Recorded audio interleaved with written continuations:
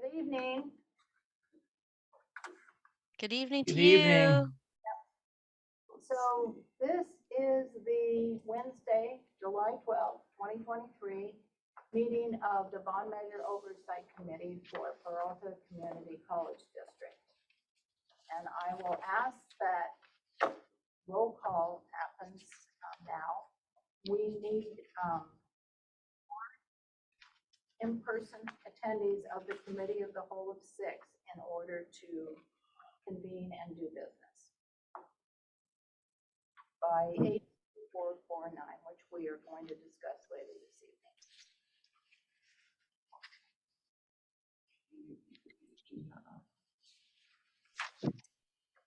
All right, for our roll call, Andrea Dawson.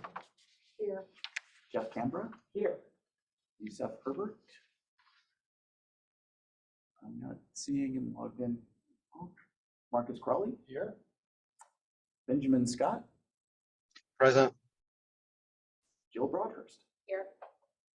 Madam Chair, you have a quorum.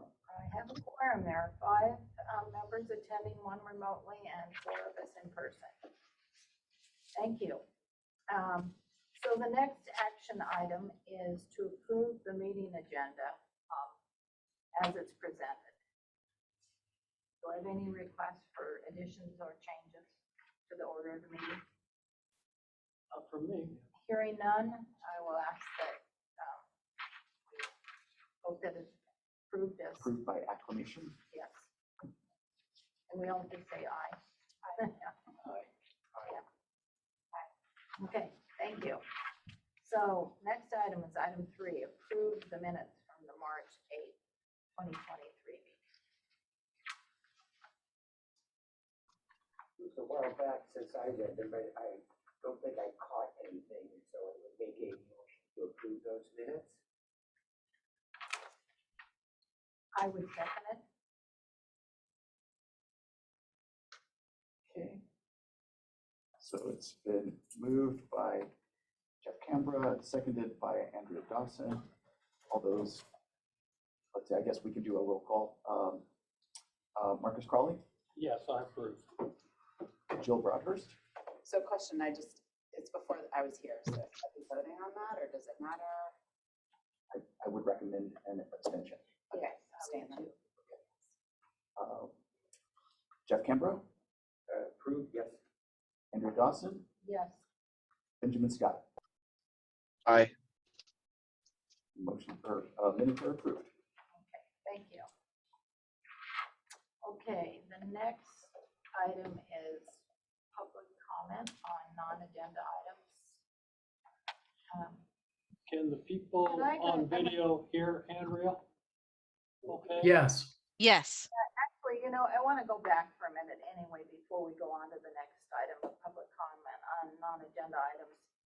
And just let the public know who else is actually attending the meeting. So I'd like to go around the table and have staff or consultants introduce themselves.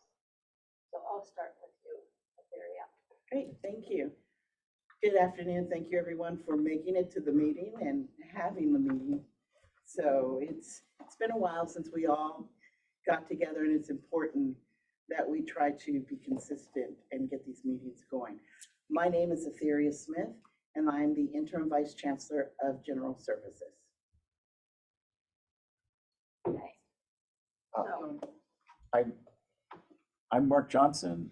I'm the Executive Director of Marketing, Communication, and Public Relations at the Peralta Community College District. And thank you all for being here. Let's see, we'll go with David Olson. I'm Dave Olson. I work with Baxter McCarley Berry. We are the financial advisors to the district on the district's bond program and other matters. Thanks, Dave. And over to you, Sharon. Good evening or late afternoon, everyone. My name is Sharon Serrano. I work for AECOM. We are the program management team. okay, thank you. Yeah, I just wanted to in particular put a face to the name that's on the invited guest. So thank you. So now moving on to item 4, which is public comment on non-agenda items. And there's not a member of the public here or on Zoom with a hand raise. So we're Okay, all right, thank you. So next item is item 5, which is the Brown Act and bylaws on meeting attendance. And Mark Johnson, this is your informational item. Yes, thank you.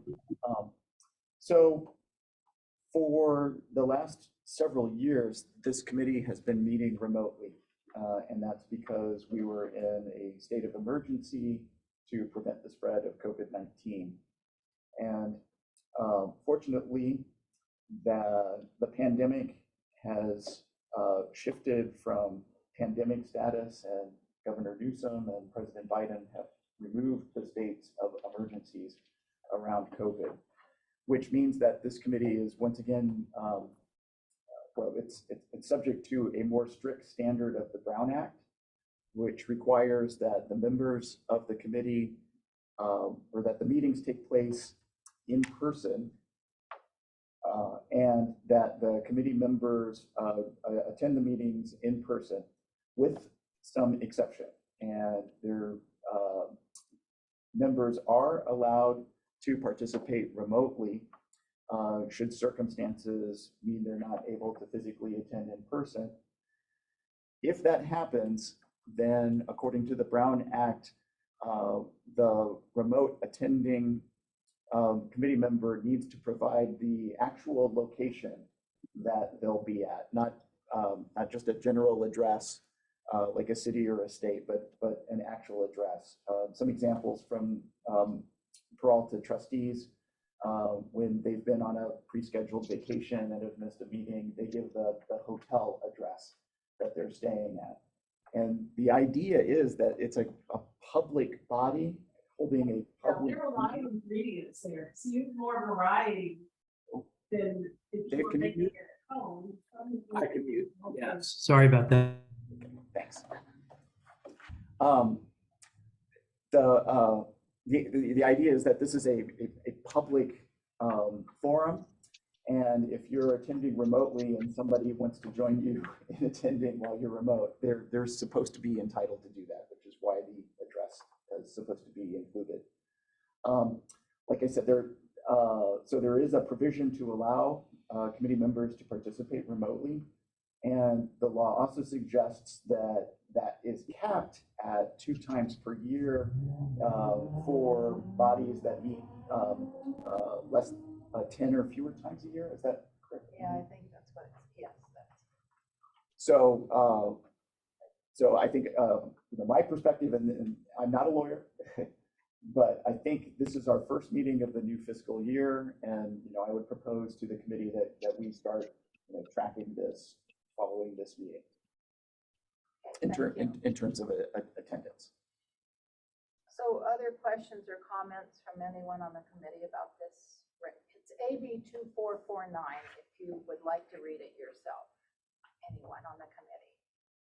There are a number of lawyers that have explained it, and some is easier reading than others, because I will say one other thing about it is that the 2 requests are to be just cause. Just cause is explained in AB 2449, and basically it's a child, it's a child or parent or grandparent or spouse or care by necessity for a reason that could be physical or mental.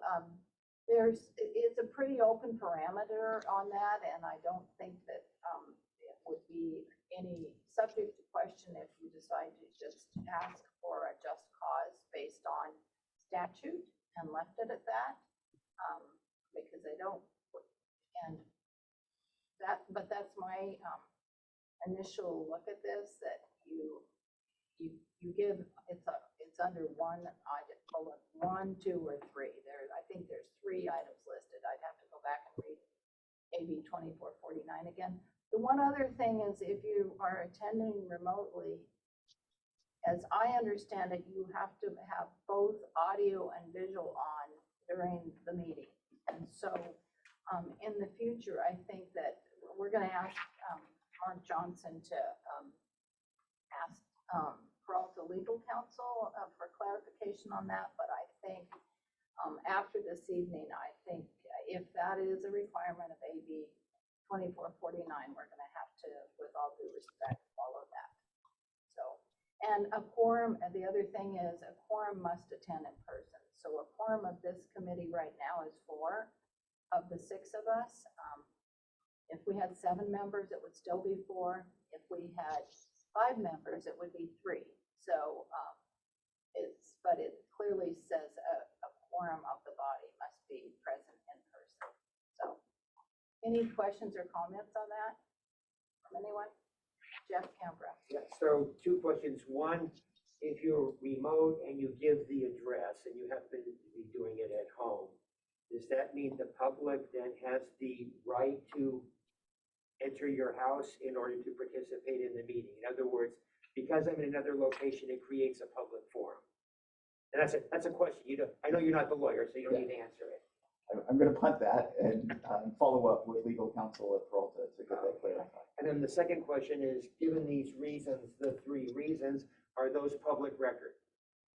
In other words, does a committee member have to say, this is the specific reason that I am doing it? Very good question. Thank you, Jeff. Yeah. Or, can I also add, or is that address, if it's your home address and you do not want your home address publicized, is that home address entered into the record publicly? Well, so this is another question for legal. Right, and just to also add, and Mark, maybe you can help me, I know that we've adapted, how we're meeting now, but also the district, I just wanted to remind, and again, I just came from a conference, maybe in the last meeting or prior, or maybe a meeting if I had not attended, the district is still under COVID. We have not rolled that back yet. Well, that would be a consideration for the trustees and legal counsel if there's a way to adapt it differently. Right. AB 240, 244. Right, it's more of a statement that we are still in legal unless Yeah, that's, we just haven't, the trustees have not rolled it back yet. well, For yeah, the I think you're talking specifically about our policy for vaccination. But as far as masking and meetings go, our policy has always been to follow the guidance from Alameda County Public Health Department. Okay. And our county data is that the risk of COVID right now is low. Okay, thank you. Okay, just to get a clarification, all these rules only apply to commissioners, not to like staff that would be doing presentations. Yes, it says nothing in AB 244. Right. Just want to make sure it's only us that have to be here. That's correct. That's Yeah. correct. Yeah, Yeah. So if you guys out there are lucky. if Sharon or Dave were giving a presentation, Yeah, doing it remotely by Zoom would be perfectly fine. Okay. acceptable, yes. So, Great. okay. So, if there's no other questions or discussion amongst us, I'd like to ask, is there any public that is on that would like to comment on this item? I see no hands raised in Zoom or in the room. Okay. So we will move on to item 6, which is election of committee chair and vice chair for years 23, 24. I nominate myself for chair, and I move that my nomination be voted on. Do I hear a second? I think it, go Okay, ahead. sorry, no, sorry. No, you go ahead. What is my, going to the clarification, that's actually 2 separate actions. I think we need to do them individually, if I'm correct. That's correct. I don't know, so I appreciate your guidance there. Well, Right. yes, you accept all the nominations on the floor first, Okay, and then you take a vote. So okay, if someone else wants to be chair, they can either self-nominate or someone can nominate another person on the committee to be chair, Okay, okay? So, But I believe we need a second, correct? or, Separating them out. Yeah, yeah, Benjamin's correct. that's true, that's true, So I'll second. okay? So, other nominations?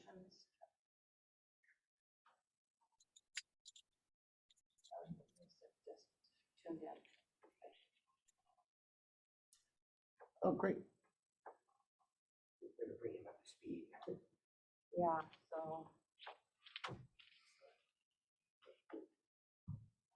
Connecting to audio. Welcome, Mr. Herbert. Can you hear us?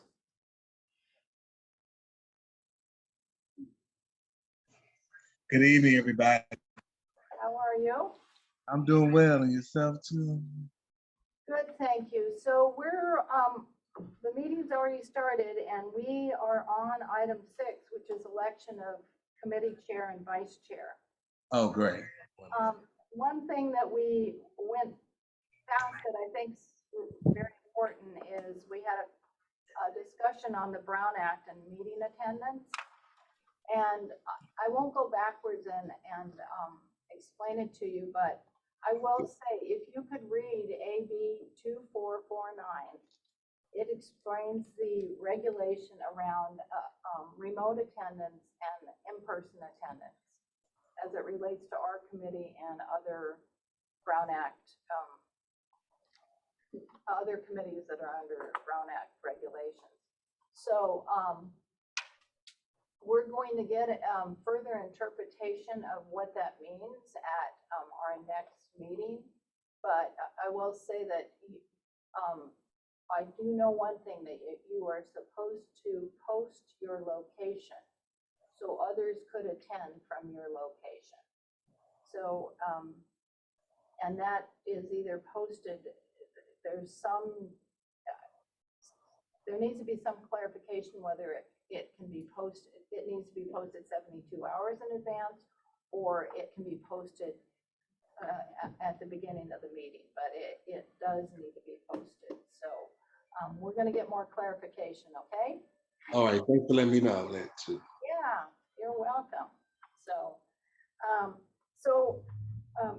where we are now is election of committee chair and vice chair. And Marcus Crowley has nominated himself as to be committee chair. And the floor is open for other nominations, and I have not heard one when you tuned in. But I am actually going to self-nominate myself for chair again to the committee. So I would ask, do I have a second? Oh, I'll second. Okay. So now we have a vote, as I believe. So first we need to vote on the Marcus Crowley nomination, which had a second. Correct. so what do we do? Say yes or hold up our hands or do what? Each individual person would be polled, I think. And are there any other comments? Anyone on the committee can also make another nomination or comment on the nominations that are on the floor. That's right. It's open for discussion. It's open for discussion. Well, I would like to comment on your nomination of yourself. A year ago, you said that you would not be running again for a chair. And I asked you to keep that promise and step aside. Maybe I said that. I don't recall that that was my exact statement, but if it was, I've changed my mind, because I think given where we are and people's commitments to the committee, I've been very committed to this committee, including attending district functions to see what's actually been built. And so I've been very serious about following what's happens and following the process and the projects. And so I would like to stay on as chair until the spring of next year. Well, thank you for that clarification. I do remember you making that statement, and I was rather surprised that you would be making that statement a year in advance. But, so thank you for the clarification. You're welcome. So I think we need to vote on the first nomination. I think We have a question, I think it's a point of order. If it's an election, does that mean we could support both of them? I mean, in other words, if we're having one election for Marcus, and I say, oh, boy, I vote yes, and then Andrea and I vote yes. I got the impression that an election would be, okay, we now have two candidates, and we each individually decide who we're gonna vote for. I think that's correct. I just think You the other, can. yeah, I think the other way kind of could be problematic. We're just going circles. It's been known to go in circles. Yeah. In some places, Are there any other nominations Yes, that's the other thing that I asked. before you start voting? Yeah.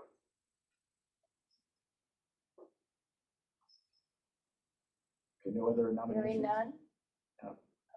So do you want me to do a roll call vote and for people to say Which- Marcus Crowley or Andrea Dawson for the roll call? I think that, Is everybody okay with that? That's okay with me. Yeah.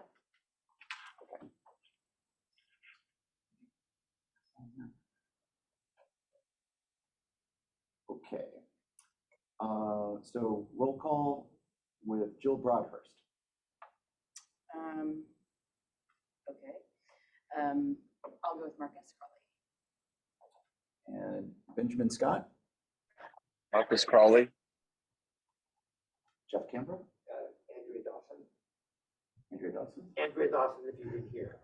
Andrea Dawson, Yusef Herbert, I vote Andrea Dawson. it's a 3-3 tie.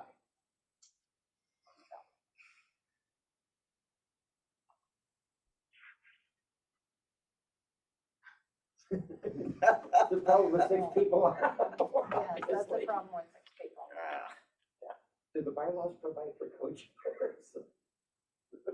No, No, no, they do not provide for coaching. So, so I have a quick point of order or question. It was my understanding that Andrea Dawson's term was ending and she couldn't run again. Is that not true? that is not the way the bylaws are written. A chair can sit for consecutive years. Her term. No, that wasn't my question. That wasn't my question. I know that they can serve consecutive years. My question was, is your term ending? If it's not, I wasn't aware of that. My understanding was that your term was ending and you couldn't run again. No, my term ends next year. June 30th, 2024. 2024.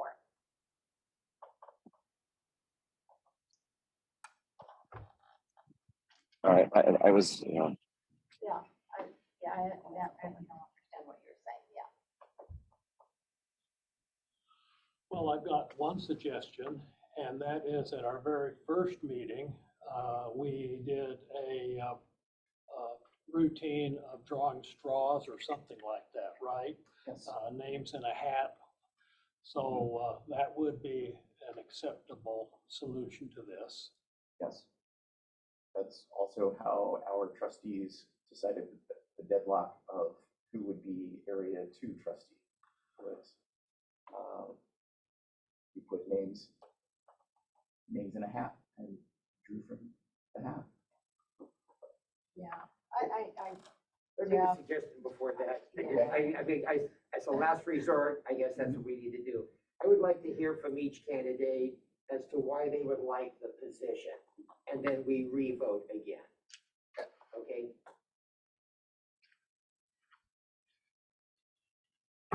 Okay, shall I begin? This is a stump speech, right? This is a Yeah. stump There you speech. I'm not used to stump speeches of any kind.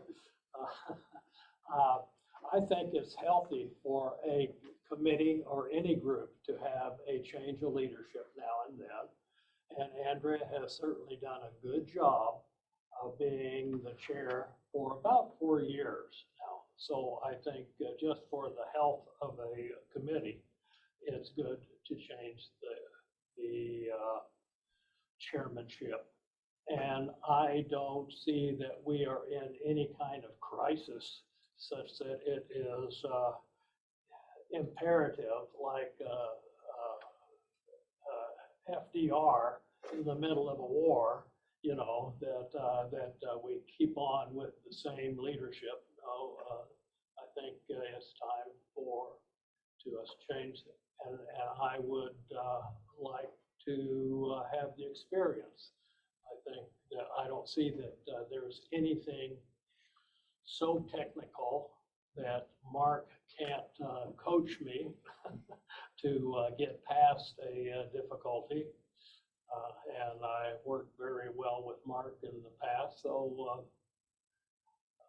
I think just out of fairness that I should be given a chance. And also I bring up the point that Andrea a year ago said she wasn't going to run. So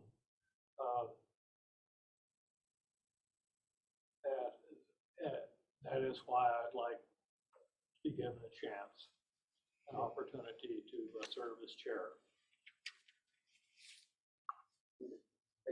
Yeah, are there any specific programs or changes you'd like to make? Yeah, I've only been on 1 year, so I don't have the years of experience that you guys have. But is there anything specifically that you had in mind that you might want to go in a different direction or improve on? Yes, there is. In preparation for this meeting, I looked at our bylaws. And I was rather surprised to see what is in the bylaws, because I don't recall those bylaws that are on the Peralta District website that we've ever discussed them, looked at them, had any input about them. And at the very bottom, it says approved by on such and such a date. There's no date. It's just a blank line. So I don't know how long those bylaws have been lurking in the background. They're certainly not the bylaws that were imposed by the district when we started this committee. And that set of bylaws had a policy number for Peralta District. So I'd like to tighten it up a little bit and us take a look at the bylaws and see which of these bylaws do we agree with, what's important to us. Are there any additional procedures that we should be incorporating? So yeah, I would like, that is one of the main reasons that I would like to be the chair, because I would like to move that to front and center. And one of the aspects of the education code says that the Citizens Bond Oversight Committee is independent of the district. Well, when I read those bylaws, I didn't see any independence there. So from the beginning to the end, even the agenda was not that we will set our own agenda. It was we will have input to the district's drafting the agenda. So yeah, there's some substantial improvements that I want to make. Great, thank you. Okay, so my turn. Well, it's interesting that you do bring up the bylaws, because I think there could be some minor changes made to the bylaws, but I actually, the bylaws are driven by the statute, and the statute has some pretty strict parameters of what our committee is allowed to do and what our committee's charge is. And the trustees, that bylaws was probably written by the district's legal counsel, I'm imagining, and it was put forward to the trustees under the jurisdiction of AB 5278 through AB 15282, which is all the statutes that govern our committee. And so I will say there are a few things that I think could be looked at, but which I think it could be done in one meeting, but I actually think that I don't think that I would want our committee to spend a lot of time on retooling the bylaws that might suit what we perceive might suit us better rather than following the statute, because our charge is to review the expenses and the activities of the district of the capital bond program. And at the end of each year, say that the district was in compliance in accordance with the bond measure that was written and put in front of the voters, and the projects listed fit in those parameters. And the way we do that is to inspect and report back to the taxpayers through our website and through a presentation to the trustees each year of our annual report. The annual report that's in front of you came about as three of us on the committee, and I'm going to be honest. What I think is honest about this is I was the generator of the boilerplate and the majority of the first report that was written in the district. Prior to that, there was a one paragraph page that went in front of the trustees. And so in my mind, it wasn't very meaningful of what actually were the activities of the district and what we as representatives of the citizens were presenting back to the public on what the actions of Peralta District has been doing with our bond measure money. So this is why I became so committed to this committee and this district, because I saw a lot of positive things coming after the last bond measure, and there's been positive changes in the district and much better reporting. But I think the two ways you do this is you do read and understand the financial and the the activities of the capital program, and you also visit the sites. I mean, I have been to the sites, and it's not just to go to the ribbon cutting and, one more person there, but you actually see what has been built with the taxpayers' dollars. And the other thing I'll say for the newest committee member is that my business is I'm a senior manager on the capital bond program at San Francisco Unified School District. And so I come with maybe a different set of lenses than a lot of people do to this. And that's why I become so committed to being on bond oversight committees, because I do come with that. I feel like a skill set that looks at it with really serious eyes on it. So anyway. I'd like to respond to that. Sure. One of my strong interests is that we have much better attention to accountability. We look at our agendas over the last few years. Our attention to accountability is mostly through the annual report. That's a simple one document. And yes, our annual report is more substantial now with this new bond measure than it was with the previous bond measure. And one of the reasons it's more substantial because now we have a Citizens Bond Oversight Committee that's dedicated to accountability, whereas before it was a composite group of an advisory group for the parcel tax combined with the Citizens Bond Oversight Committee. So they didn't do a very good job on either one. But in the last few years, we almost never do anything about accountability. We hear from Mr. Olson about bonds, and which tranche of bonds and how much, what the amount is and things like that.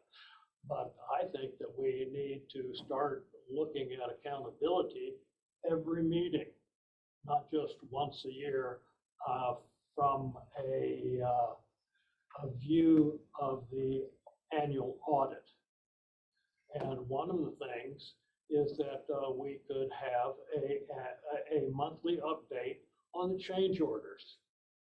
I think the change orders is a real easy way to see whether projects are being well run or not. If change orders are 10% or less, no problem. Over in San Francisco, the change orders were 80 and 90%, big problem.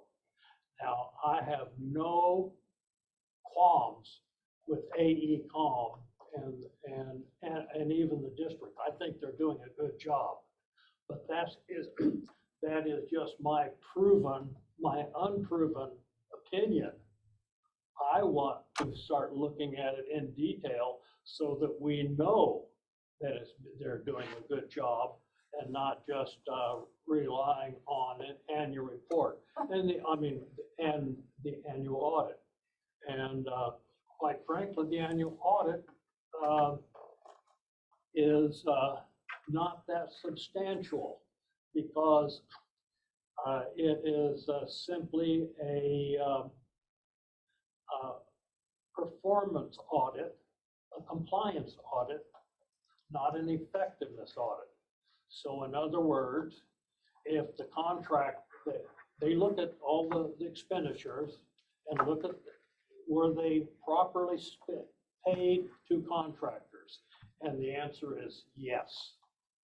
But it doesn't look to see, was the contractor building the chancellor's mansion or was he building a school? You know, we don't know about that. We have never even looked. So the annual audit does not look at things that deeply, and we need to. We need to start looking a little bit more deeply. And I am happy that that Peralta seems like it's doing a really good job. Prior to this this present CBOC and the present Board of Trustees, Peralta was a mess. And I'm glad that everybody is helping to turn it around. Great, thank you. Well, I'm going to keep it short at this point.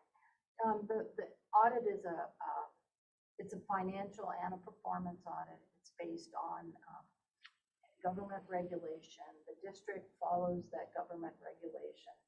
And a 10% change order cap is not necessarily the benchmark that we should be talking about. Change orders in all districts, all school districts that have older buildings are running over 10%, and that is called unforeseen conditions. It's not necessarily a condition of a sloppy planning or management of a project. And I'm not sure where this 80 or 90% of change orders is coming from. I don't know what district that's in. It's not in San Francisco, it's not at Oakland Unified, it's not at West Contra Costa, and it's not at Alameda, because I follow them all.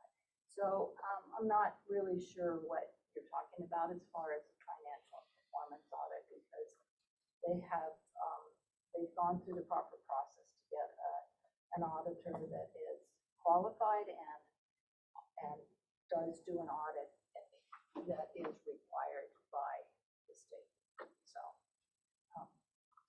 And their audit, by the way, when they were under receivership, their bond audits were not questioned at all. So I don't think they're building any monuments to chancellors, so anyway.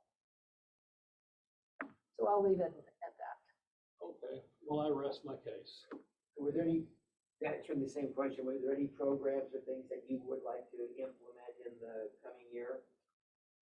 I just want to polish up what we already have, and so I do think we could look at the bylaws and, you know, and give it a pass and see if there's anything that, and compare it to several other districts' bylaws. But I have compared already, they're pretty much the same from district to district, unless you come into some sort of consideration with the board, the trustees, that they want to give us additional oversight. There have been districts that give bond oversight committees additional oversight. And to give you an example, I actually sit on the interview committees at Oakland Unified as a representative on when they interview the bond auditor, the new, if they're going to have a new chief, and also the bond counsel. Myself or an appointed representative sits, so we know that it's an open process, which I actually think is a very good tool. So, yeah. Great, I appreciate it, thank you both. Yeah, you're welcome. So, let's please have a safe script. Yeah. Now that we've both talked about what we think is important, shall we take another vote? Yeah. I think we're at that point, yeah. All right. Jill Broadhurst, I will go with Marcus. Benjamin Scott, Marcus Crawley. Marcus Crawley, Marcus Crawley.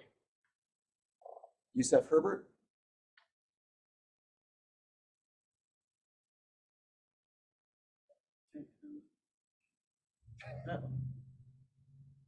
Youssef, are you there? What was in your chat?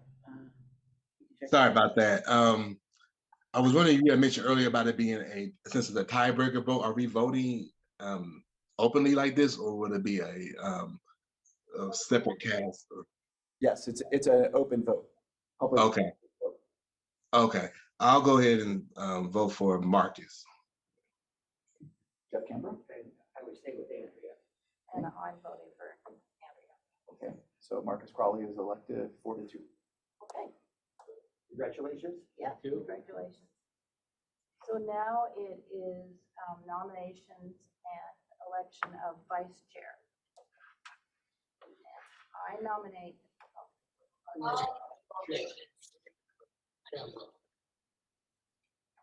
And I second that nomination.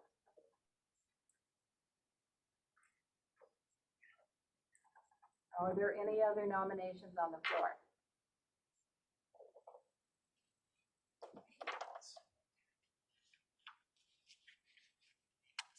Looking at the chat, I don't see nominations from Mr. Herbert or Mr. Scott. So let's move the vote for Jeff Canberra. Jill Broadhurst, Yes. Benjamin Scott, Yes. Marcus Crawley, Yes. Youssef Herbert, Yes. Jeff Canberra, Yes. Andrea Dawson. Yes. Motion carries. Okay. All right, so I believe that I could turn this over to you right now to finish this meeting. Okay, I request that you finish up the meeting. Is that okay? That's fine. Okay. Okay, so Am I allowed to say something really quick? yes, you are Benjamin Scott. Yes. So Andrea, I just want to say, I think you've done a remarkable job as chair, and I don't want this election to, in any way, shape, or form, color your leadership that you've shown all these years. And I just want to say it's been a pleasure serving with you and under you. And just thank you for your service. Thank you very much. I appreciate it. Thanks. I second his Thank you. comment. And I'm new to it, but same thing. Thank you very much for your dedication. Okay, so we will move on then to project report update from Vice Chancellor Smith. Great, thank you. I've also invited AECOM to give a full report, but I do want to announce to the committee that the Laney Library was just approved from DSA, and we will start moving forward with the Laney Library. We're also looking into our other projects at Laney, the Laney Theater, and also the locker room. And those are slowed down at this time because we are in the process of looking at some of our other safety initiatives and working that out with DSA, Fire Marshal, and all of the MPs that are involved. So as we work those things through, we hope to have the other projects come in also by approval. So Sharon, can I go ahead and turn it over to you and you can give a full report? Sure. I'm going to go ahead and share my screen if I'm allowed to. Can everybody see my screen? Yes. Yes. Okay, perfect, because it doesn't show a green highlight, so I'm hoping this works. I'm going to go ahead and proceed. So I want to give a quick program cost update at this point in time. As you can see, it's all on your left-hand side is a summary of each campus, the projected budgets for each campus, and the total amounts on the bottom. Along with that information, I have shared a column B, or labeled B, which is all the contracted amounts of each campus, which amounts to approximately 28% of the total bond program. And then also with column C, that is the amounts that have been paid out within that contracted project. And then of course, the last column is the remaining balance. To date, we've expended or paid out 37% of the contracted amount. So that's where the 110 million at this point is listed. Does anyone have any questions regarding this? I tried to make it very high level at this point in time, and then we can expand on the next slides. Thank you, Sharon. Okay. So the next slide, we're going to start with College of Alameda. I'm going to give you a status update of each project within each campus. Let's start with the new Center for Liberal Arts. That project is now complete. We are reconciling that particular project and closing out the contracts with all the vendors. The last item we had was literally the art package, which if anyone has had an opportunity to go to NCLA, there is this art mural on the wall as you enter the building. And so that is now completed, as well as the audio video, which is AV, listed down there. So the next presentation will have this particular project removed from this table. The next project is Auto Diesel Technologies. We our technical or our architect's name for this particular project is the new Transportation Technology Center. We recently had a groundbreaking, which Andrea was present at, and hopefully everybody enjoyed that celebration to show that we are moving forward with that project. At this point, it is under construction. Demolition has occurred. I do have a couple pictures to share at the end of this particular presentation. The next project is Aviation Complex Phase 1. We are expecting to receive DSA approval any day now, and we can start the bidding possibly late fall, as soon as we get DSA approval and back check is completed. And I should stipulate that we did split the aviation project in 2 phases. Phase 1 is federally funded, and phase 2 has state funding, and that's the reason why they're separated. Phase 1 encompasses Hangar B, and phase 2 encompasses Hangar A. So for phase 2 of the aviation project, we're embarking into design development, and we are meeting with the end users and staff and going over the designs at this point with the architect to make sure that we're capturing all the educational needs. And at each phase, we get approval from the end users, the campus, DGS, to move forward to the next.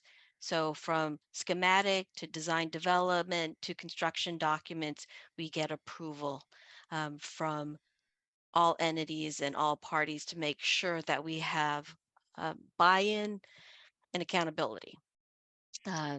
New Science Admin Building is part of the phase 2 projects of our bond program as a whole. At this point, all phase 2 projects are on hold, and we are doing that for cost certainty, especially with the issues in the past issues with, number one, escalation, with COVID, with supply chain. So at this point, we're trying to determine or verify the costs before we move forward with the New Science Admin Building or any phase 2 project. Also, the district embarked on preparing a new district-wide strategic plan and campus-wide educational master plans. They recently completed those 2 pieces, and now we need to move forward with the facilities master plan for the district. And so that will also be included in these new phase 2 projects or incorporated into these new phase 2 projects. Next campus is Berkeley City College, Berkeley City College West. We actually are moving forward with demo currently. If you have visited the campus recently, or not the campus, I'm sorry, the Milvia site, you can see that it is fenced. It is going through hazmat abatement currently. We expect to start hard demolition next week. So we'll be able to see progress or physical progress from the outside at that point in time. The next part is DSA, also DSA approval. We are still working on DSA approval, and we expect DSA comments back by the end of this month, and hopefully we get stamped out and we can start moving forward with the remaining scope of work. Demolition doesn't require DSA approval, and that is why we're able to move forward. 2050 Center Street reconfiguration is part of the phase 2 of the bond program. That's one of the projects. So that project is on hold for the same reasons that I discussed beforehand on COA. For Laney College.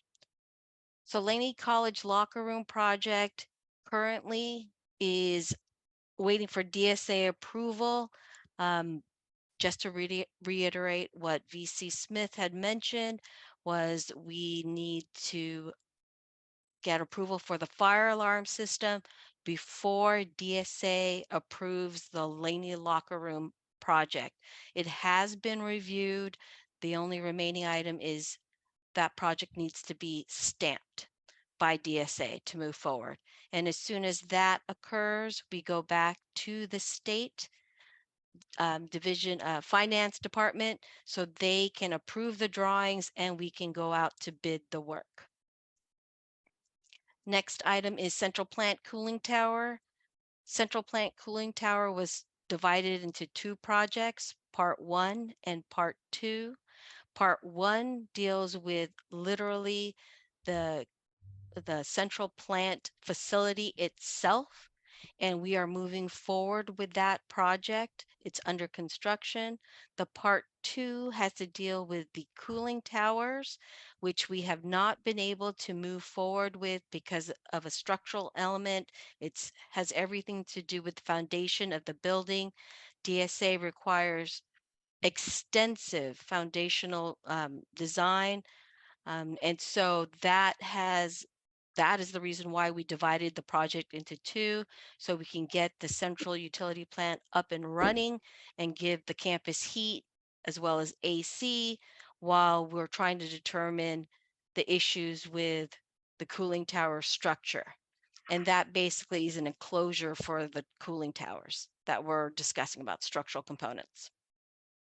And Sharon, I just wanted to add, just so that the committee knows, the issue here is the location. And because of the type of soil where we're building at the estuary, the liquefaction of the soil, it will require a sturdier foundation. And they're trying to find the balance of what's acceptable. I have a question about that. Did the DSA discover this problem and slow down the project, or did you guys do something to alert the DSA that this is a problem? Okay, so let me step back historically.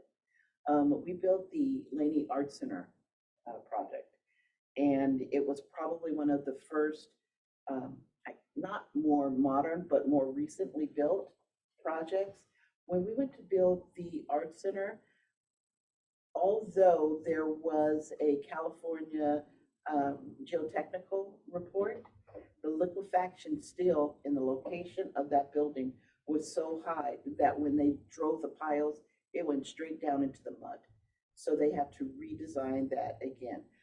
Not having, because of the size of the Laney library, there are various ways and things that they're looking for structurally to stabilize, to ensure that that building is stabilized, because on the far west portion of the building, the soil is more stable. On the eastern side of the building, where it's closer to the estuary, you have a very high liquefaction. So that's where there's been a number of geotechnical reports done, redone, revised.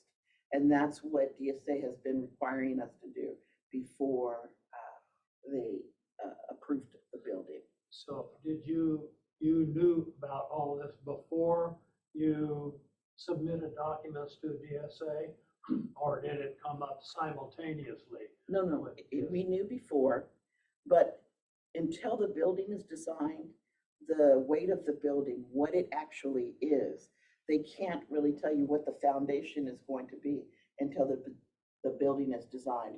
And then you have to then, with that information, balance it to what you're building and what the soil is going to support. So even if it does or does not support it, that's what we have to make sure. So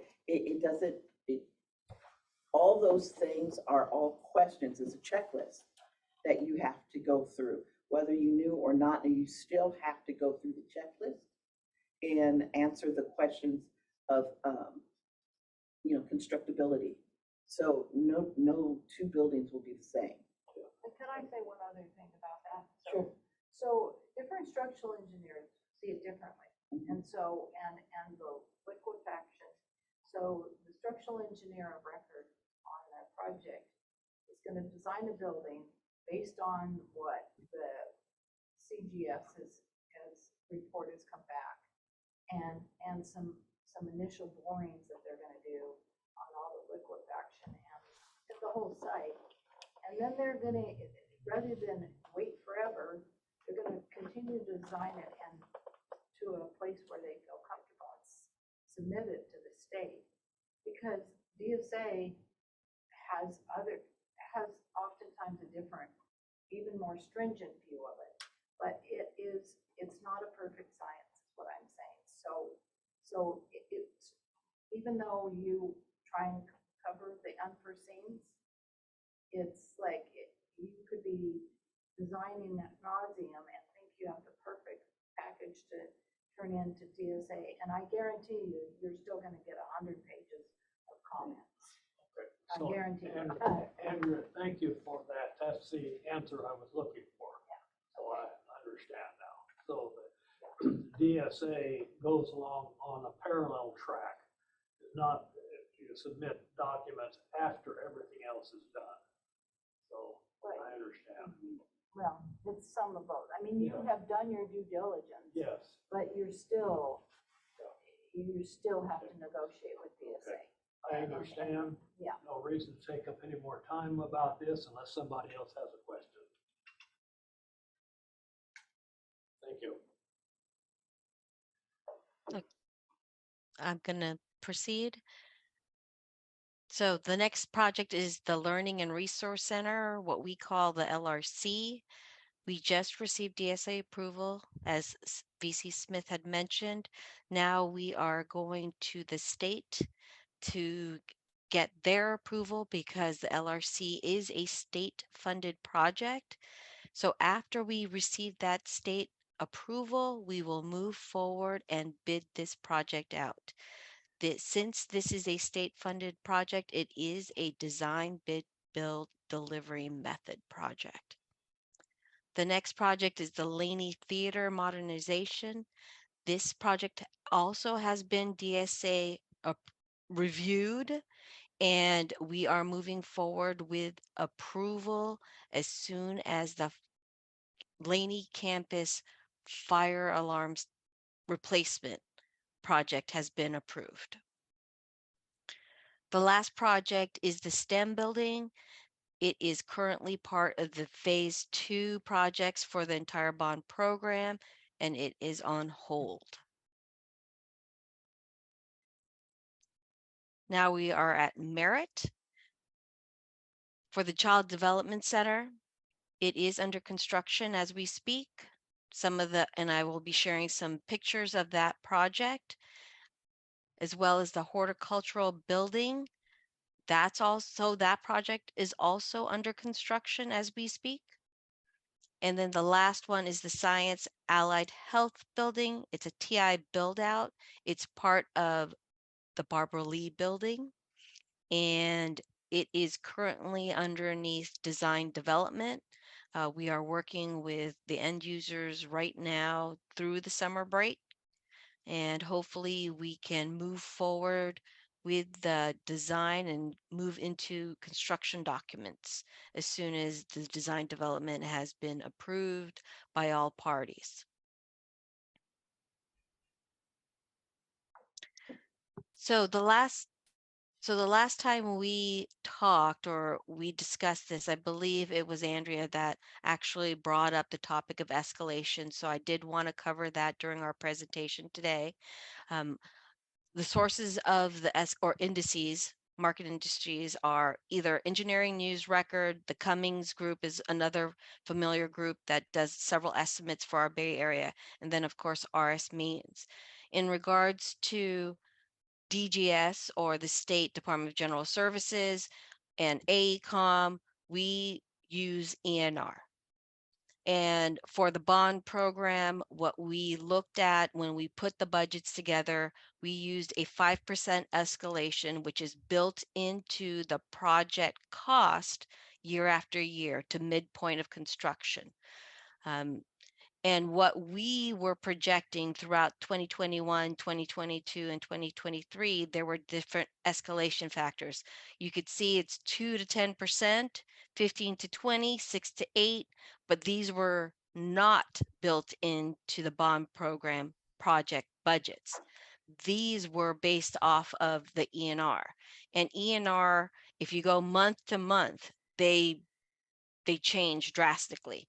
At times during COVID, it went negative, which surprised us. But what I did provide is the annual percent in 2021, which was from ENR, and that 2022, the ENR annual was 9.3. And then for 2023, we do not have an annual number yet, but we are seeing 6 to 8% between January and now, and it could fluctuate up and down, as you could see it in the past. The same way, we are still experiencing the issues with supply chain, which is from the from COVID and the supply chain issues from the years 2021, 2020, end of 2020, all the way through this period of time. So we do not foresee any major changes occurring, and we see numbers actually going down. That's why there's a difference between the 9.3, the annual 9.3 ENR report, and we are just projecting the 6.8 as we see today.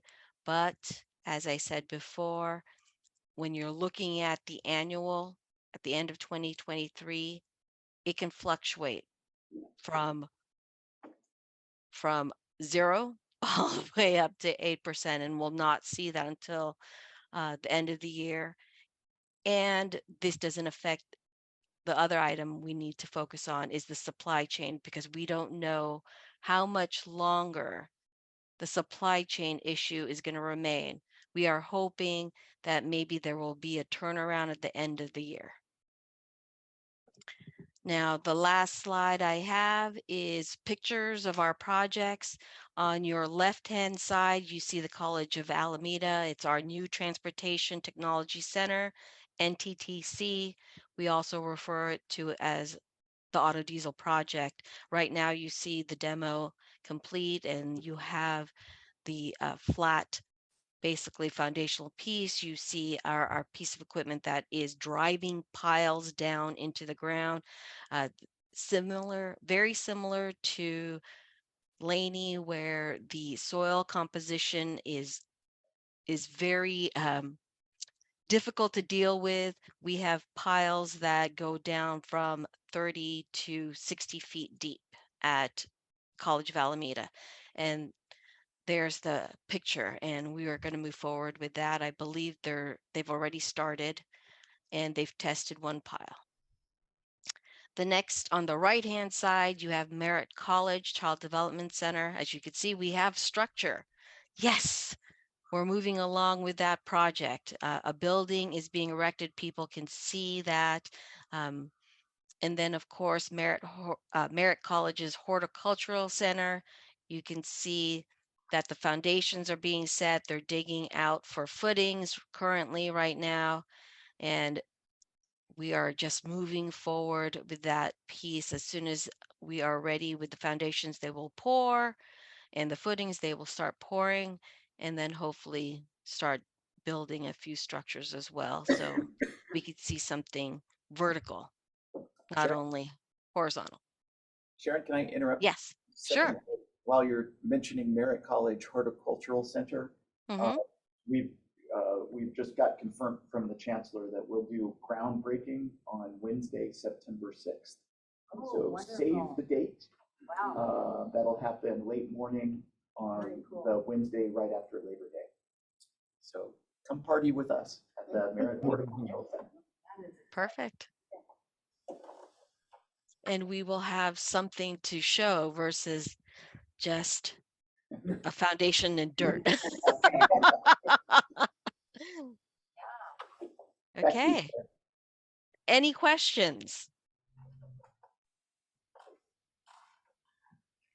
I have no more questions. I have one.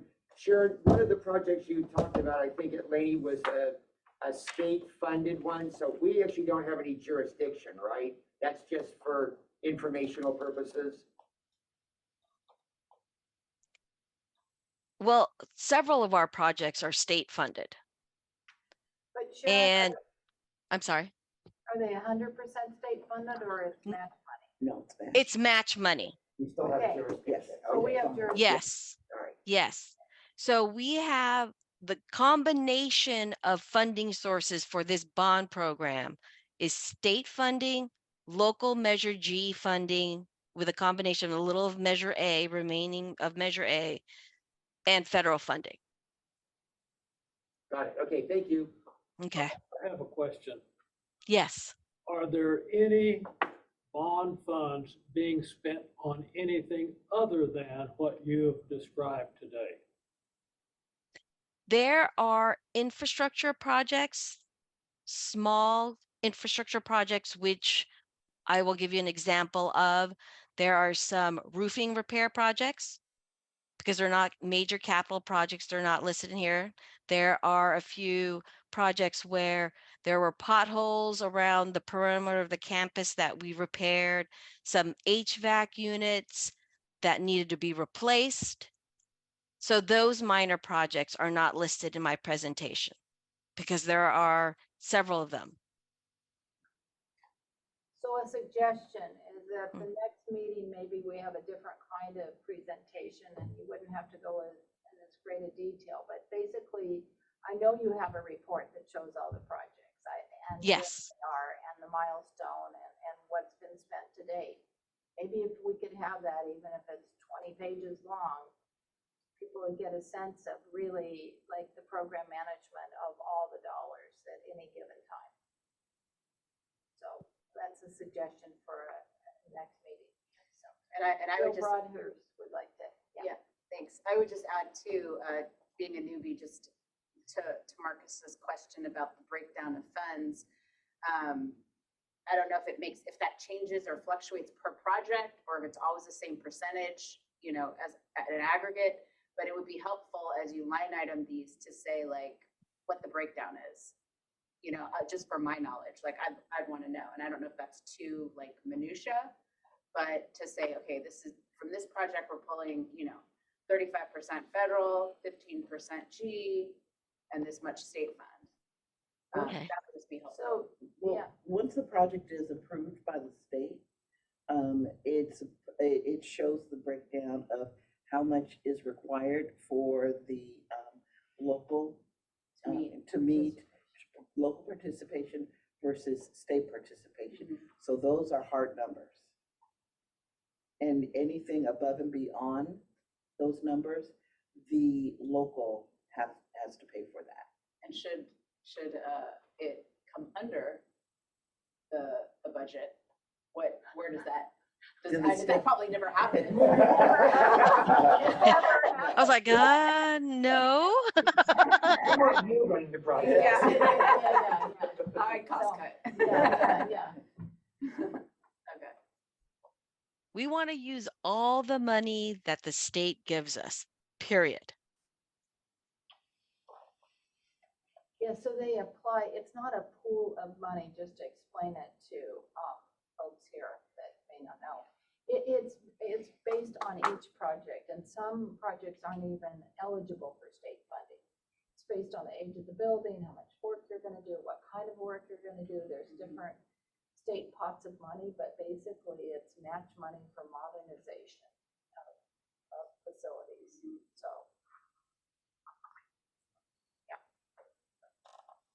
Well, thank you, Sharon. Thank Oh. you. Excuse me, I have a quick question for Sharon. Sure. Real quick. I just wanted to know a little bit, I might have missed the last part about the Learning Resource Center. Yes.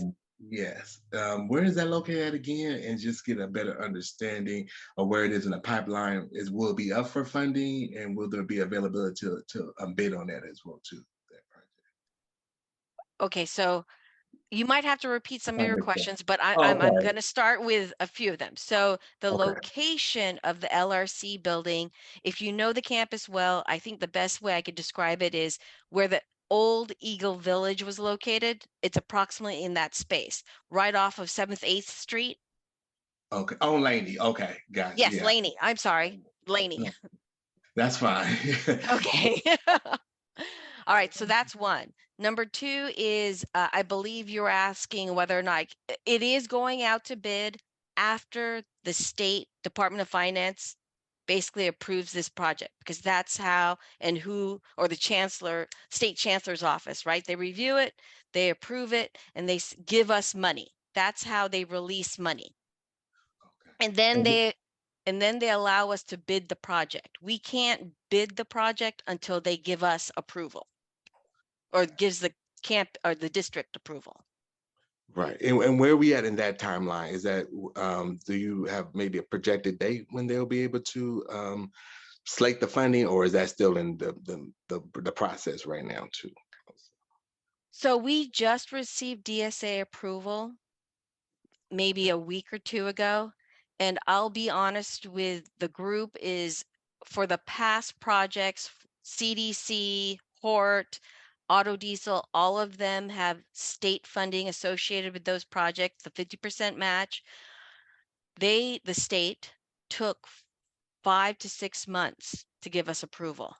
Okay. Now, that was during COVID. We are hoping that it will lessen, but from our state funding experts, Alma Strategy, they see other districts still experiencing the 5 to 6 month timeline. Okay. So that's what we're projecting, and we'll still maintain that until we see otherwise. And then at that point, we can bid this project out. Okay. And then you'll be able to, of course, keep us focused on the next steps and the timeline and what it will be in place of funding as well, Of too. course. Okay. Thank you, Sharon. You're welcome. Thanks, Sharon. Any other questions? You can stop sharing. Okay, Thank you, Sharon. there you go. All right. All right. So other questions from the committee? No? Okay, questions from public? No hands raised. Okay. All right, so we are on to the annual report. And for Jill in particular, who's new, we report in arrears. So it's after the fact. And so this is why it's saying 21, 22. Okay. And this report's been in rough draft for a few months now. And I think it's pretty good. What I wanted to focus on this evening, unless someone has particular overall comments or questions on the report, is the highlights of the report and how we want to deal with the highlights, which starts on page 3. You might want to give Jill just a little background about how the template was developed, so that the actual form itself was in the works a couple of times, and then it was designed to plug in substance. Right. So that actually started, what, 3 years ago, Mark, or 4 years? Okay, so the first report, I mean, is basically where we came to have this report, and different districts do it differently. My suggestion, and it was taken and approved by the committee, is that we have a message from well, actually this came about 2 years ago, message from the chair to begin the report. But the purpose of the report, to remind everyone why we do the report, so that the actual statute is the first part of the report, and then to tell a little story about where we are in not only in the past, but coming to the present, okay? Because most people that are going to read this are going to go, well, wait a minute, if anyone actually follows this, and they say, well, that building, that's actually already built, and this report is not saying that. So I like to remind people in the preface of the report where we are and where we're going. And so, and then who the members were. And then I actually would like to add on this, the current members. I think it would make sense to have current membership underneath that, just bullet points of who the current members. I know we have activities, but I'm not sure that we have to get in such detail of that. Would seem to me that if we had the current members listed after who was members at the time of 21-22, rather than it be in a paragraph style. It's just a matter of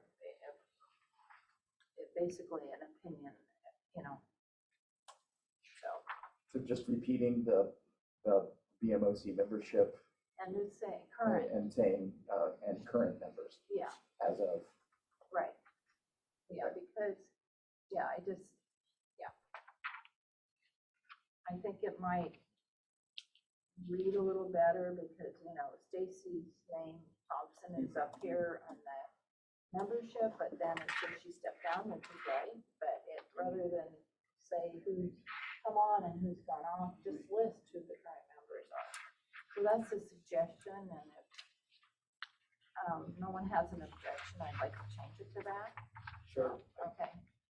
So that, and then the most important, the meat of it is really the financial and performance audit reports. These are presented to us in the spring, and the statute says that they have to be presented to the committee,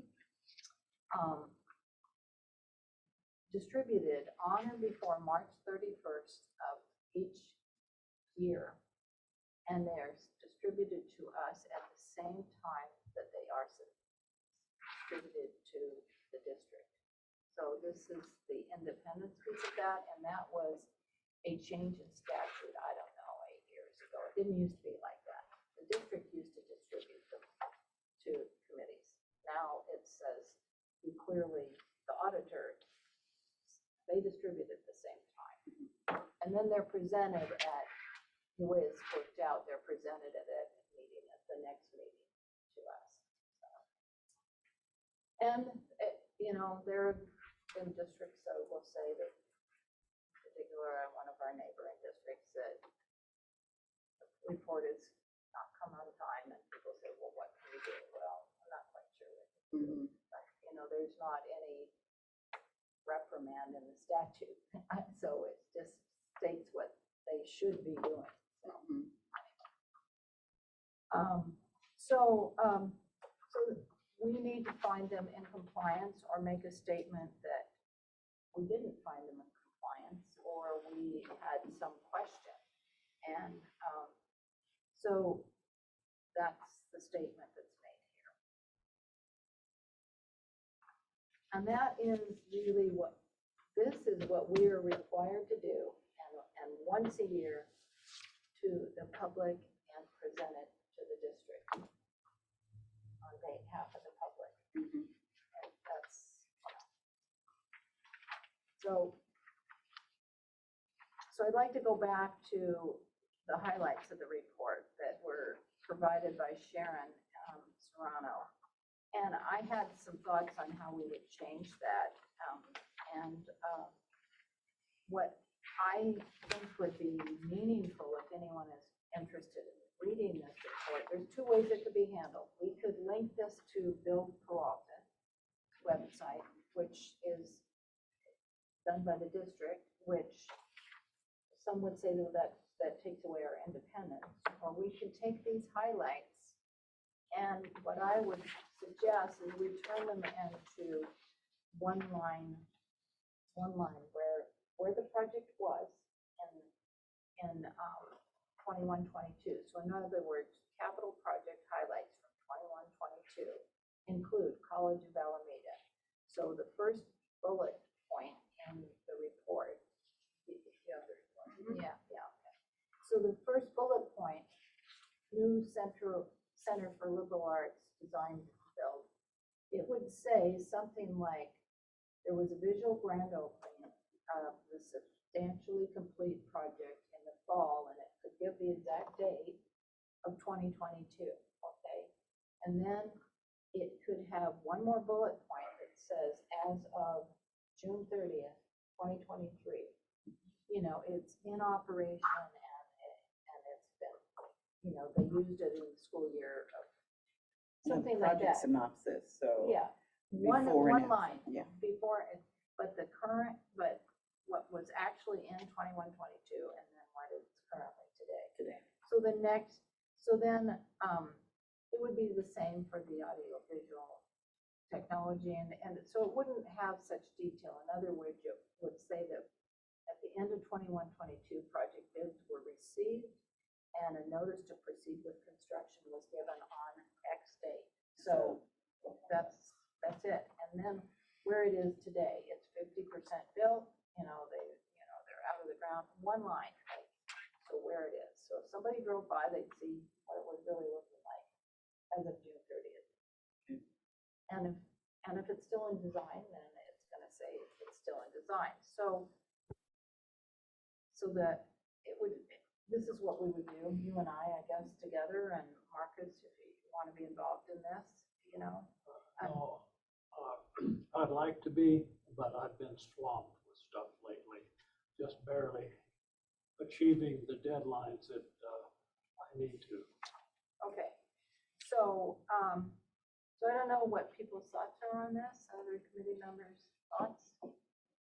I think we could show just a short summary that's included in the report, but I do like the idea of a link to a more complex document or more complete, for somebody that really wants to delve into for the two people that might want to actually. Right, and so I think at the end of that, we should actually say there's other links. You know, we should give all the links where they can find this information. But as far as in the body of our report, we just do that. Yeah, a little short narrative. So, you know, somebody says, oh, yeah, this is what they're doing right now. They don't want to go and look at that. What do you think, Mark? Yeah, so my quizzical look is that there's the Build Peralta site, which has lots of information about these building projects, and there's the annual report from the Bond Oversight Committee. Right. And I'm a little concerned about mixing, you know, the remit of the annual report to different appendices on the website. I think there should be an annual report, and you can point to, you know, for more information, visit Build Peralta. But I don't think that there should be like a supplemental element of the Bond annual report. You know what I'm saying? Yeah, so you're thinking we shouldn't even do one bullet point of where. No. I include 1 bullet point, 2.5 bullet points. That doesn't concern to me the level of detail that's in the report.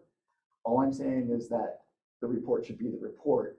Oh. It shouldn't have, you know, supplemental information that you have to access elsewhere. Oh, no, I don't want that either. Okay. No, I just want people to know that there is a Build Peralta website that they could go and find out a lot more information and see pictures and all that. Yeah, I'm totally fine with embedding hyperlinks. You know, if we Yeah, mention that's a all I mean, then having a yeah. hyperlink to That's the all I Zoom mean is- recording of the meeting or the minutes or whatever. Yeah. That's totally fine. Yeah. I'm just saying, that, you know, there shouldn't be, you know, for more information, visit the committee annual report auxiliary pages. Oh, no. The report, the content in the report needs to be complete. That's what I'm saying. I mean, Yeah, that no. should be the report. Well, that's why, I mean, I thought about this, did we really need to put this in at all? But now. There's a lot of detail here that, you know, maybe doesn't need to be there. But the thing is, just, the district's doing a very good job, but there's been other district it's not a Build Peralta, it's a Build ABC Schools website that doesn't really tell the story that really is what's happening in a district. And so I just wanted some level of what we see is and what we get reported as happening is in our report, but Yes. then we go to Build Peralta, because if Build Peralta buzzed out tomorrow, like, it would mean we're still following it. We're paying attention to what's being reported to us. Or you can have at the end of the report for supplemental information, you can reference Bill Peralta. Yeah. Just for Yes. one blah, blah, blah. Oh, yeah, and it's just a link. Yeah, yeah, for it, yeah. So, okay, I don't, everyone okay with that? I agree with what Mark Johnson said. And I think that the emphasis needs to be mostly on accountability and very little about the status of construction progress. We can just say for status of construction progress, go look at the wonderful website of Bill Peralta. Because all of this information about accountability and compliance gets lost with lots of detail about job progress. Well, I'm open to doing it either way. I know what's happening, so I'm open to it, but as I was reading this, and I had nothing in here about what Peralta was doing, and I just read the purpose of the report, who the members were, and that they found them in financial compliance at the end, I would say, well, what are they doing? Now, yes, you can send them to another link that provides this. Pardon me? Oh, I just want to make sure, you're looking at the version that has this, right? Yes, Okay. I wanted to get down to one-liners. Okay, gotcha. That's what I And wanted the to do. narrative, right? Yeah, Oh, hi, yeah. I'm at Laney College, in, Well, in one of it these. did, and it's in construction, you Yeah. know, and now in 2023, it's due to be complete and ribbon cutting in X date. Was my feeling on it. So I think Jill? Yeah, I was just gonna add that, again, going back to when you say accountability, we talk about concise. The first thing, it's like, okay, well, if I'm really concerned about or wanting to know about a specific building and how it was in compliance, that's great, but I would think it's important to have, you know, what the budgeted amount was and what they spent, or something that's related to dollars. Like, because we're talking about bond dollars here. Right. So to me, it's like, I would want that on a very simple level, just like highlighted.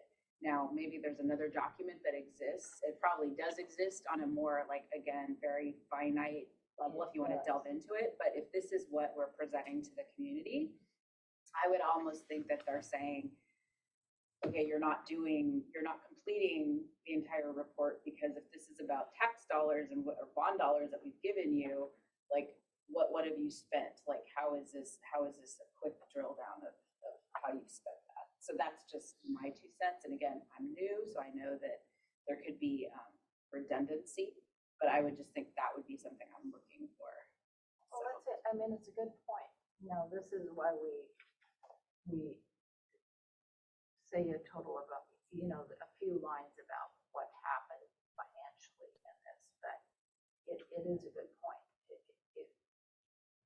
If I'm living in Berkeley, you know, yeah, you're giving me the aggregate of the let's say 151 million. I just put that out of it. Right. But it's like, well, how much did you spend on stuff that I'm actually, you know, that I care about, that I live in this city for, you know? So I'm just thinking, like, I think that'd be something that'd be appreciated. But then that kind of breaks your one-liner approach, because then you start adding stuff. So maybe there's another more appropriate.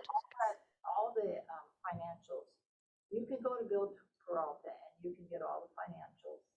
You can find all this stuff on the Right. websites, you know, so if you want to find it. And so I think that, I guess it's a matter of what kind of person looks at this and who really wants to drill down. And to me, the person that wants to drill down is going to look at the overview of this report and say, well, I want to know more.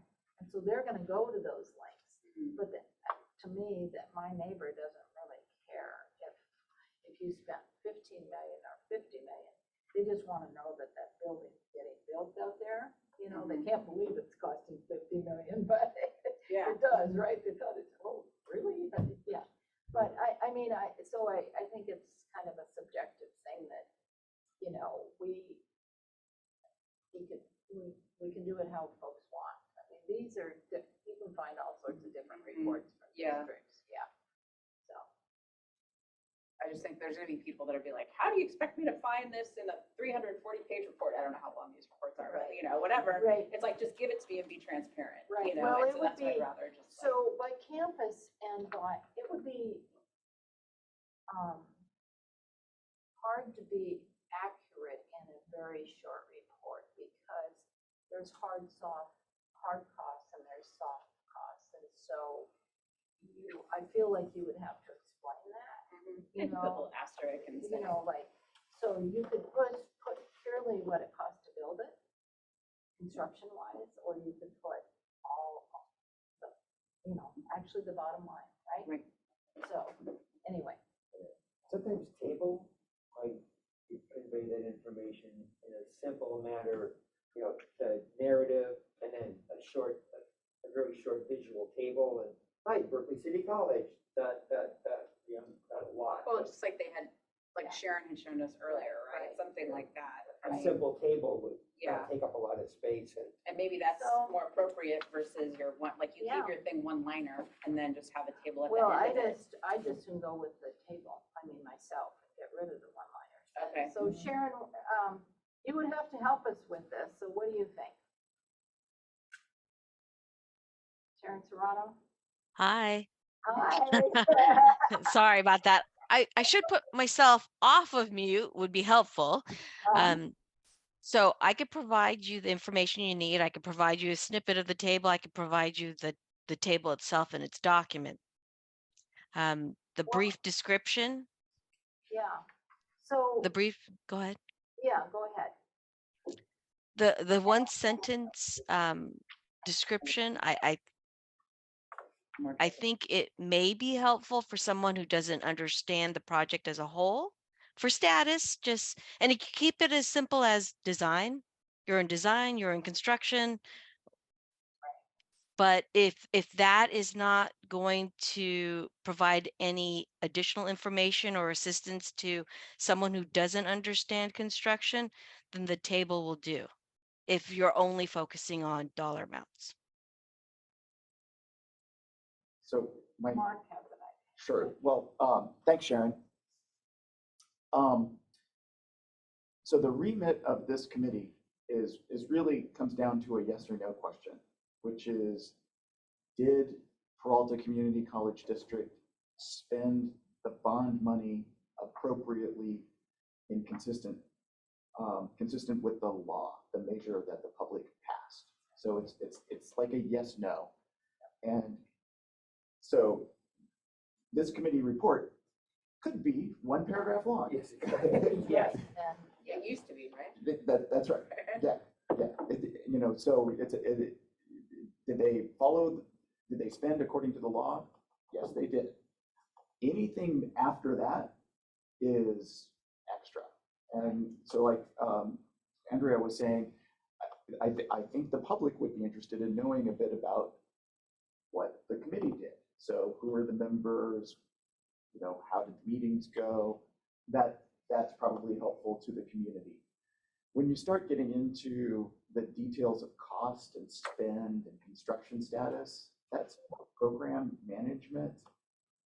To me, that seems stuff, I'll go to the Build Peralta website, I'll look at the audit report and start getting into that detail. So, if I'm at the beck and call of the committee, I'll do what you tell me to do.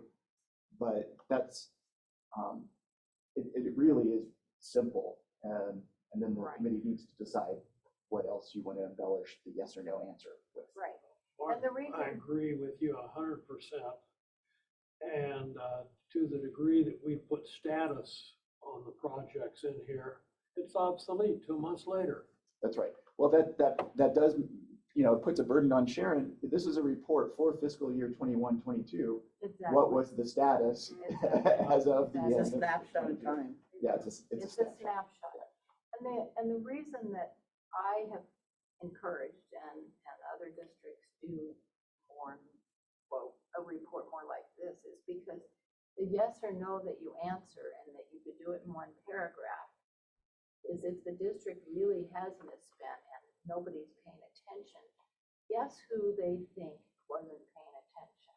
Us, our committee. We didn't ask any questions. We really look at reports. And so this is why districts like West Contra Costa and Oakland Unified and other districts, San Francisco, have moved to a report that says something to the public. So they go, oh, those people actually meet and they actually look at the reports and they actually do their job. And so It's a matter of this is, public trust. it's a matter of public trust. And so it's a question of how we want to present that information. Yeah, and I hear what Mark's saying. It would be work for you to go back and give us that information when it's all on the Bill Peralta and the reports that you've given us. So I don't know if this is going to sound like I'm just being lazy here, but in the section where we list the projects, I'd almost just list the buildings. You know, College of Alameda, the bond program worked on Youth Center for Liberal Arts, Audiovisual Technologies, Aviation Complex. yeah, And, well, and that's how we did it a few years ago, remember? Yeah. We actually just really listed all the projects that they were working on. So I think that's the bare minimum.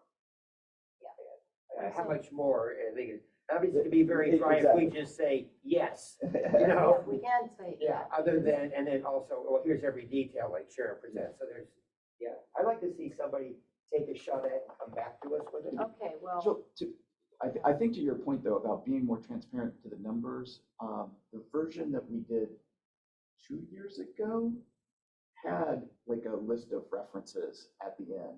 Yeah, well, That was very explicit, you know, for the audit report, go here. well, I definitely think we need to put those links, and I think that was, we talked about it even a few Yeah. months ago, and it's just, you know, none of us have had time, that's just, myself, you know, in a very big way to like, just say, you need to put all the links, I didn't do that, so, anyway, yeah, but there was every intention to put links on this, so, yeah. Because they're also posted, and that you can actually go to our website, and you can actually see where they're posted too. So there's different ways to send you to the links. Yeah. You're chairing the meeting, you're the chair going forward, so I don't know who to point this question to. As a point of information, at 7:15, we are agendized to go to 7:30, and we still have some other items. So it sounds like the committee is saying that there's a bit more work that needs to happen on this. So my recommendation is that, you know, I've noted what the committee had wanted, and I think previously there was a subcommittee, which is Andrea and Jeff, to draft it. So my recommendation as staff is to let Andrea and Jeff do another draft and bring this back. Yeah, Does that seem reasonable? and with Jeff, Sure. Jeff will ask Azaria to help us with the one-liners, and if we want to put in a small, maybe boilerplate that shows what was spent per campus, maybe we do that, just like per campus, Right. you know? Bring it back so we can all. Yeah, and so, yeah, I so agree. then, so that said, we'll move on, and is there public comment on this item? See no hands raised? Okay, so we will move on to item 9, which is the website relaunch update.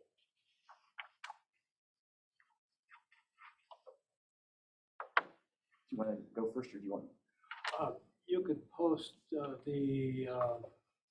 video, the page that I sent you on there, and I'll just give a brief update, and then we can move on to the next agenda item, because that's work in progress. So if we're now on agenda item 9, 9, yes, I think that we can dispatch with this in a couple of minutes. And that is Jeff and I have met, and we suggested that we use a chart to show the members and their categories of assignment. And we have, we use the New Haven Unified School District chart as a model. but we have not really developed it into our own model. So, but we will do that in the next few weeks.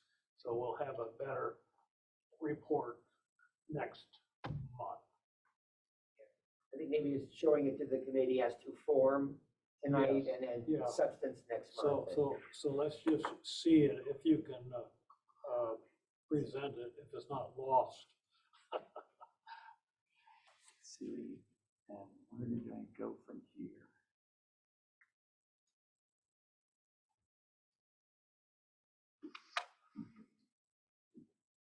Oh, it's bond, right?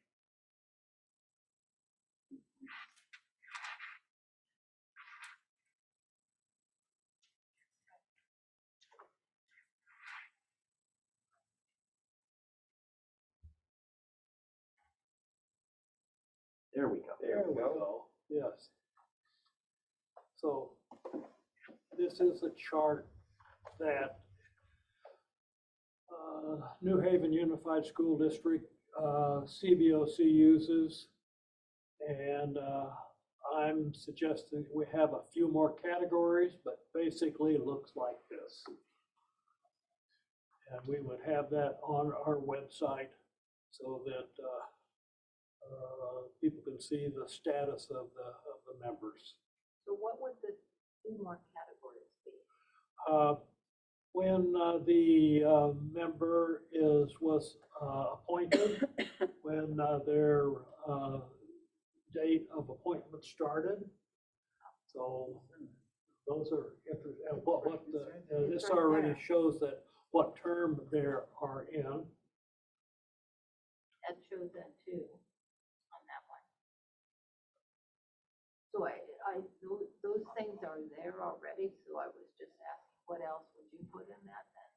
Yeah, so like I said, I'm suggesting a couple of more categories. Yeah, but what are those categories? Well, I just mentioned them. I said that there's the appointment date. Right. And I'm not sure whether that from New Haven Unified School District, whether the appointment date means the date that the board appointed or the date that the committee members started to serve. So we want to clarify that. I see what you're saying. So for example, Yeah. Jill Broadhurst was appointed by the board in March. And, so if the board voted on March 12th, does the term start March 12th? Or is it June 1st or July 1st or whatever? I get what you're saying. Yeah, Okay, that's Like a totally. service date. So no, you Yeah, need to When look. exactly. service started. Service, Yeah, it's the service Yeah. date, The service because you date. need to look at the statute if you're gonna say they're appointed for a different date. Yeah. So we just want to clear up that ambiguity, that's all. Yeah. Okay, okay. I totally Yeah, get it, and Yeah. I like it. yeah, there you go, okay. Let's see, the other thing, as far as status goes, we do have, so we've been discussing moving it off of the Build Peralta site and to the Peralta. We haven't, it's kind of security by obscurity right now. It's live and searchable, but we haven't put it in the menus yet. Right. So nobody. So if you come to our website and you search bond committee, you'll find it, but otherwise it's It's like not a tab up in the front that you can just go right to. exactly. So this is what we've got, kind of replicating or cleaning up the content based on the feedback that Marcus and Jeff have given the web content developer team that reports to me. So we've got the committee homepage, and then the chart that we just looked at would be would basically replace this, right? With the additional information, it would replace this. And we've got the links for membership and Right now, this is going to a fillable PDF, which is a little bit easier than the previous version. Yes. Fill out by hand and scroll in. We will be fleshing this out as an online form so that a person can just come here, fill out the application form, hit send, and that'll automatically send the information to me or Sasha Amiri, our board clerk, so that we can put that on the. You'll make me a happy man. Yes. So that's a work in progress.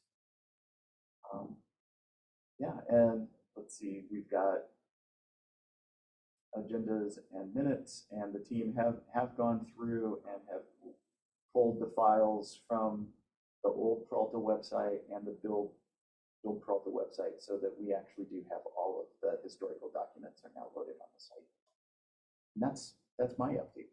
Nice, Mark. Yeah, very good, thank you. During the last few months, on occasion, I've needed to access the website, and each time I do, it's getting better. Thank you. It's good. Okay. Did we talk about like picture and little bios of each of us? We've talked about that. It's the sending us the pictures. No, I mean, I think it was whether we were going to do it or not. I would say, because the trustees have theirs, there's a bunch of people. Come on. We'll have makeup come in.